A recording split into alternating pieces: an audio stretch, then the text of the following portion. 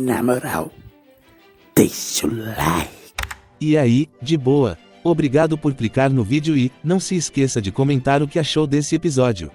É isso e, dito isso, lá vamos eu, para mais um episódio de Jujutsu Kaisen. Bom, o episódio começa com o trio recebendo informações do Ijishi, que é tipo um gerente ou talvez um contratante. Ele é responsável por explicar a missão para os feiticeiros e feiticeiras. Nesse caso, ele me parece trabalhar com o Satoru e, na sua ausência, trabalha com o trio de estudantes. Bem, ele começa explicando que janelas confirmaram a existência de um espírito amaldiçoado. E, por isso, o reformatório foi selado e isso já faz 3 horas. Por precaução, também evacuaram uma galera em um raio de 500 metros. Ijishi segue explicando para o Itadori que não sabe o que são janelas. Mas é de forma bem resumida, pessoas que podem ver maldições, mas não possuem feitiços. E me faz pensar, primeiro que não sei se tem mais informações sobre esses janelas por aí.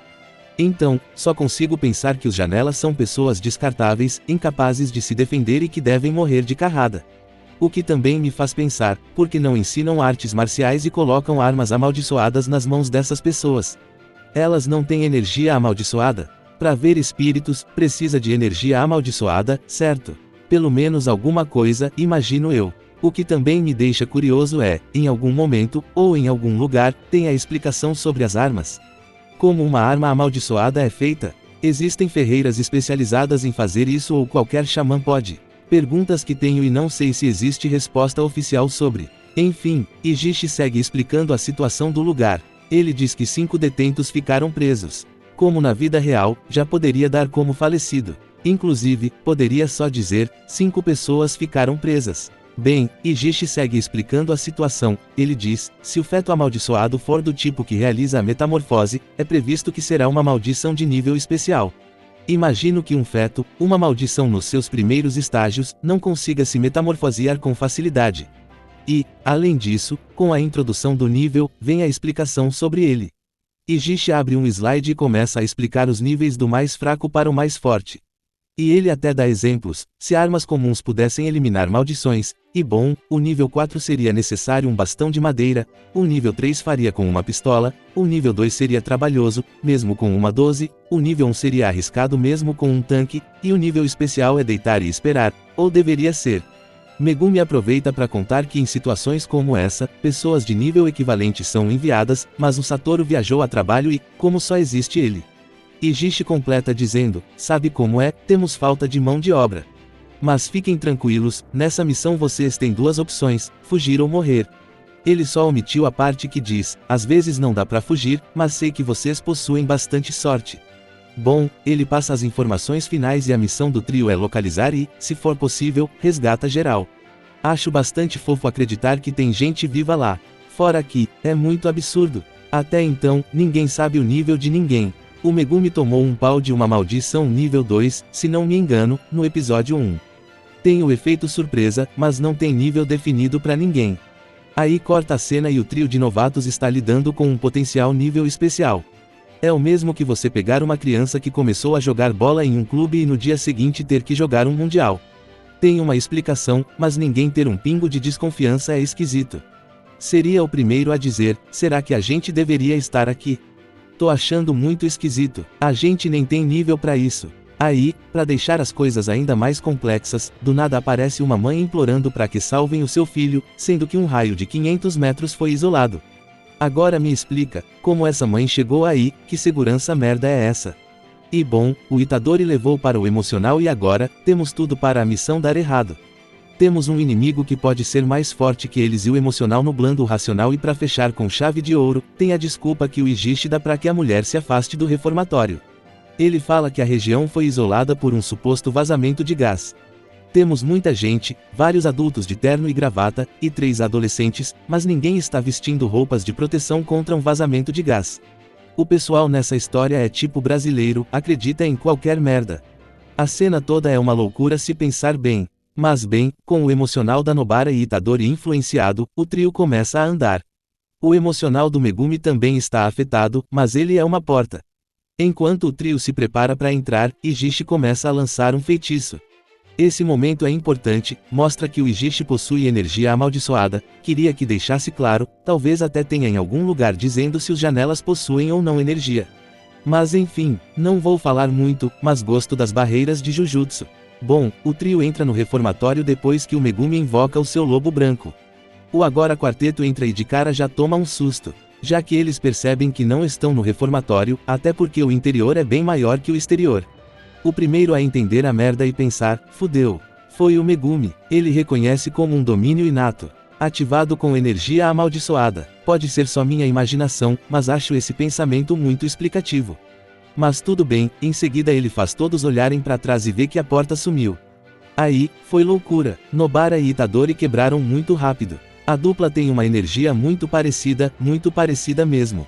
E bom, Megumi, apesar do desespero inicial, ele explica que o lobo consegue farejar a saída. É engraçado que o drama da porta sumir é ele que começa.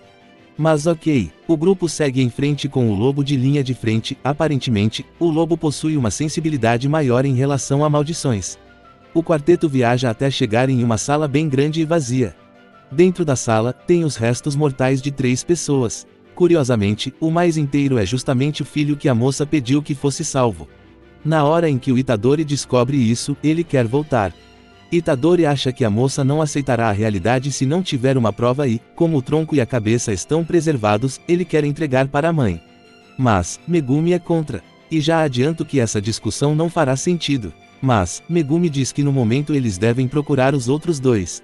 Itadori diz que o caminho sumiu. Imagino que, conforme eles andam, a parte de trás vai sumindo, acho que seja isso. Na primeira vez, pensei que ele estava falando da porta de entrada. Ainda que, acredito que o lobo possa rastrear tanto os corpos quanto a entrada. É um lobo mágico, né? Mas, Megumi também tem uma resposta boa, apesar da falta de tato. Como disse, o emocional dele não está legal. Ele diz que não vai arriscar a vida com um cadáver que não tem mais salvação. Megumi não está errado, poderia só dizer. Ele já está morto e precisamos descobrir se ainda tem alguém vivo aqui. Porém, à parte, não tem mais salvação. Quebrou o Itadori. Ele foi incapaz de entender isso. Megumi então explicou que normalmente, antes de uma missão de resgate, eles recebem um relatório sobre as pessoas. E o relatório do cara diz que ele infringiu a lei por direção perigosa e não possuir habilitação, 2 vezes. E na segunda infração, ele atropelou uma criança que não resistiu aos ferimentos. Megumi então diz que entende o Itadori, ele quer salvar as pessoas e dar um final digno para elas, mas questiona, o que fará se salvar alguém que vai causar mais mortes? Curiosamente, só ele recebeu o relatório e o escondeu dos outros. E digo mais, essa discussão deveria estar acontecendo lá fora. Agora, sabe o pior? Itadori tem razão, não pelos motivos em si, mas sair era a melhor alternativa. Até onde entendo, um espírito precisa ser no mínimo nível 1 para lançar um domínio, ou seja, o inimigo é mais forte.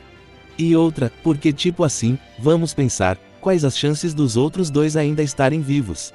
E vale pensar que, toda esta discussão, ela não faz sentido. Uma discussão sobre ser correto ou não salvar alguém que cometeu crimes é válido. Dependendo dos crimes cometidos, simplesmente deixar morrer é sacanagem. No entanto, o cara já está morto. Então, não existe isso de salvar, no máximo está recuperando um corpo. Então esse papo de, e se você salvar alguém que vai causar mais mortes? Não faz sentido, é uma discussão válida feita num momento errado. Completamente fora da casinha, o que faz o Itadori questionar o porquê foi salvo, porque a lógica de salvar alguém que pode matar pessoas funciona para ele, e digo mais, se você soubesse. Mas, entretanto, o Itadori nunca cometeu crimes, nunca tentou prejudicar ninguém e se ele acabar ferindo ou matando alguém é por causa do Sukuna. Tem essa diferença, existe uma diferença entre o Itadori e um criminoso reincidente, como também existe um abismo gigante entre salvar alguém e resgatar um corpo. Se o cara pelo menos estivesse vivo, mas bem, seguindo em frente. A Nobara tenta colocar um pouco de juízo nos idiotas, foi quando de repente um buraco apareceu e ela caiu. Megumi ficou em choque, já que alguma maldição atacou e o lobo fez que nem viu. Então, ele levanta a vista para procurar o lobo que sumiu faz um tempo. Nem precisa procurar muito, mal levanta a cabeça e já pode ver, a cabeça do lobo branco pregada na parede. Essa cena me levanta uma dúvida, a cabeça não deveria ter simplesmente sumido?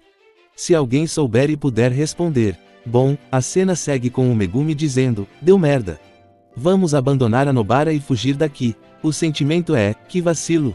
Que trairagem, mas, conheço a Nobara há anos e eles há dias. No entanto, o plano de abandonar o coleguinha não funciona porque o dono do domínio apareceu.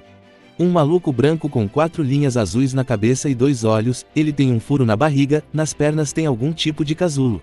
Já a dupla está paralisada. Itadori foi o primeiro a se mexer, ele tentou cortar o espírito, mas o espírito foi mais rápido e arrancou a mão do pivete. Porra, uma cena muito forte, e, inclusive, seria muito foda se o Itadori ficasse sem a sua mão. No universo de Jujutsu, por ser um espelho do mundo real, existem próteses. Então, imagina o Itadori recebendo uma prótese de punho de aço com um feitiço. Pra mim, seria foda. Mas, o cenário muda e descobrimos que Nobara foi levada para uma sala toda escura com várias máscaras brancas e olhos. Não dá pra saber se é uma ou várias maldições. Já na cena seguinte, descobrimos que o Megumi está fugindo. Então voltamos ao passado e vemos o Itadori tentando negociar com o Sukuna. Já que se ele for de base, o Sukuna vai também. Mas, Sukuna se recusa a ajudar, ele não se importa de perder uma parte da alma já que tem outras 18. E se ele forçar a situação, Sukuna prometeu matar todo mundo. Dito isso, esse momento é interessante, porque o Sukuna não se importa de perder parte de sua alma. Mas, isso é porque a ele perder parte da alma não o influencia em nada. Ou porque perder parte da alma não é problema pra ninguém, ou existe alguma forma de recuperar a parte perdida. Não sei, o que sei é, do nada, a maldição simplesmente puxou o catarro e cuspiu nos cara. Muito vacilo. Bom, tem esse momento, logo depois do cuspe, a forma como o Megumi fica preso pensando e de fundo, tem um zumbido é incrível. E, além disso, jogar energia amaldiçoada me parece tão efetivo quanto jogar um feitiço.